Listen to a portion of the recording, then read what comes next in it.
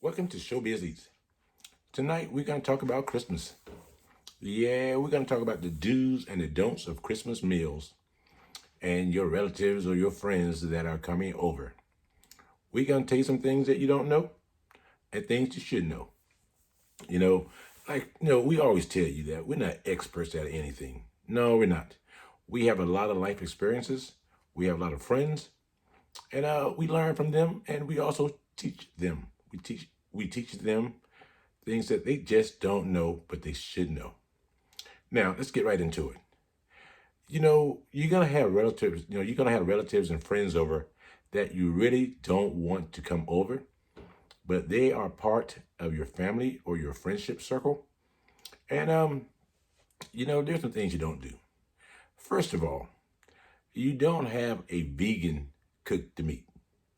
I know vegans and people who don't eat meat say, "Hey, I can cook meat." No, because if they could cook meat, they would be eating meat. And so, you're taking a chance when you ask one of them to bring a meat dish. Let them stick to the stuff that they are good at or stuff they like that you might like.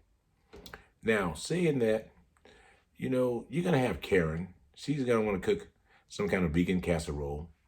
Let's face it, nobody wants a casserole on Christmas Day. No. And you're going to have your Uncle Ray, your Uncle Cephas, Cleotis. They're going to talk crap the whole time. But you get them a heavy meal. You give them a heavy meal and they'll pass out. A heavy meal and a good drink will make any man take a nap, especially if his wife's around nagging him. Throw a football game on for him. Now, saying all that, when you invite the kids over, don't put the kids at the adults' table because your Uncle CC, your Uncle Cleotis, they're going to say some things that kids just should not hear. And you know what? It's easy to feed kids. You don't give kids turkey. No, give kids ham. Now, when you have your Christmas meal, look and see what's left over. I guarantee you that whole damn turkey is left over and all the ham is gone with the mac and cheese and the dressing, if you got gravy. So those things are gonna go quick. So, it ain't nothing wrong with having a brisket or, some kind of pork or even lamb. Nothing wrong with having that for Christmas meals. But the turkey, we're not what do you call it? We're not Plymouth. I mean, we are not from the 1700s. Time has evolved and our taste buds have evolved. So that's what you got to look at. And when it comes to the sides, mashed potatoes will make most people take a nap. Mashed potatoes, mac and cheese, some stuffing, and people tell me, "I'm gonna bring a casserole." Who in the hell wants a green bean casserole? Nobody I know of. Now, some of you, that might be all right for your families. But for the majority of us, it's not all right. It's not even wrong to have chicken. I know people who have fried chicken every Christmas. And you can say what you want to say, but it's never any left over for anybody. So when you have your friends over or your family over, Christmas, people say you should celebrate, have presents and gifts. No, that's called activities. You don't want any activities. You want people to get their gift, get their meal, and go. And if they forget the gift, that's all good. Get their meals and go. You do not want them to hang around and sit there and want to have a conversation when all you want to do is get back to your meal. Now, there are a lot of people who like seafood. That's great if you're an Eskimo. I don't want no salmon for Christmas. Now, I'm not saying those who want salmon, something's wrong with it. But salmon, it's kind of labor intensive if you do it right, like brine it the day before. Some people make this big deal out of Christmas. They start cooking 2 days before Christmas. No. If you got to do that, it's one or two things wrong.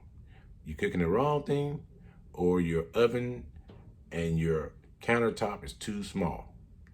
And then I know that your kitchen is the focal point of your house. But your kitchen is generally a nice area. Hopefully it's got a clean area. But you don't want people you don't like a lot going through your kitchen. It's kind of like having people you don't like a lot going through your bedroom. What in the hell point of that? It's kind of, and then some things you got to do. You tell everybody, use the bathroom before you leave your house. Do not come to my house and got to go to the bathroom. I just cleaned it, and I didn't clean it for you like you may think, because you see blue and green and red dissolvent in the toilet bowl. No, I didn't clean it for you. I cleaned it hoping you would never need it. I cleaned it for myself. So that's one of the things that people forget. And all the little kids, blow their nose, wash their hands, do all of that after you get to my house. So I have evidence that you did all that. I don't want to see little John sitting there picking his nose because something been stuck up his nose for hours. And you know it. You know your kid better than anybody else. And the other thing about kids too for Christmas dinner, do not let kids fix their own plates. You are going to waste your food. If you can't fix the kid plate, matter of fact, you come to my house, I'm going to fix your plate and their plate. I'm going to fix everybody's plate for them.